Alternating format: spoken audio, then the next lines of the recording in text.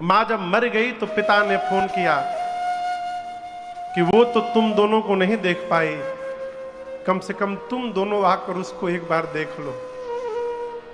2 दिन बाद शिव भैया छोटका बेटा आया।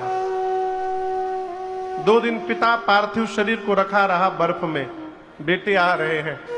2 दिन बाद छोटा बेटा आया, दरवाजा खोलकर घुसा, पिताजी थे सामने। पिताजी बोले भैया,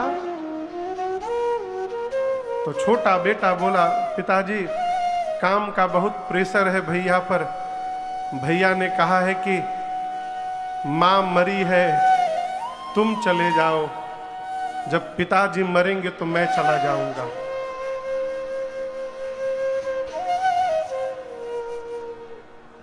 आप कल्पना कर सकते हैं जिस पिता ने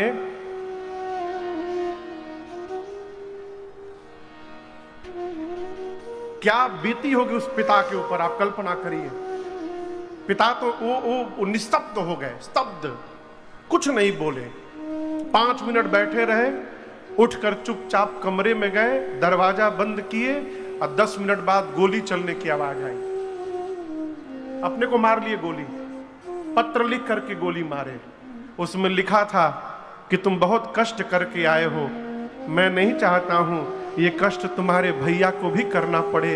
तुम आ ही गए हो, तब एक ही बार माता पिता दोनों का श्राद्ध तेरा ही करके चले जाओ। इस प्रकार के व्यक्ति को मनुष्य कहना भी पाप है। ये मनुष्य नहीं है, ये तो पशु से भी गए गुजरे हैं। देखिए, राम जी कहते हैं जो पुत्र अपने माता पिता को संतुष्ट नहीं कर पाया, वो पुत्र कहलाने का अधिकारी ही नहीं है। ये राम जी के श्रीमुख वचन है। इसलिए भगवान को बाद में प्रसन्न करिए। घर में जो बोलने वाले भगवान बैठे हैं न माई बाप, उनको पहले प्रसन्न करिए।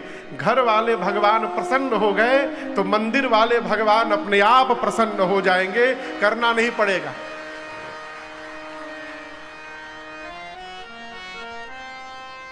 श्राद्ध कर्म हुआ और इसके बाद श्रद्धांजलि सभा बैठी अयोध्या में। पूरा परिवार समाज उपस्थित है। गुरुदेव ने भरत जी को अपने बगल में बिठाया और कहा, भरत जी, ब्रह्मा जी ने मनुष्य को बनाकर धरती पर भेजा है, परंतु 6 वस्तुओं पर मनुष्य का अधिकार नहीं है। ये 6 वस्तु हैं क्या?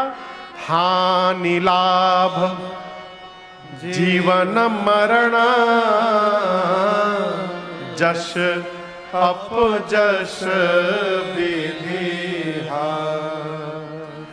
कि कब हानि होगी, कब लाभ होगा, ये विधाता के हाथ में।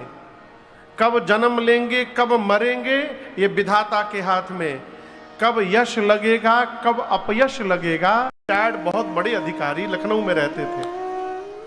उनके 2 बेटे दोनों अमेरिका में। यहां पति पत्नी घर में केवल बुजुर्ग थे, रहते थे। कोरोना के कारण बच्चे 3 साल से घर नहीं आए थे भारत। मां बेचारी रट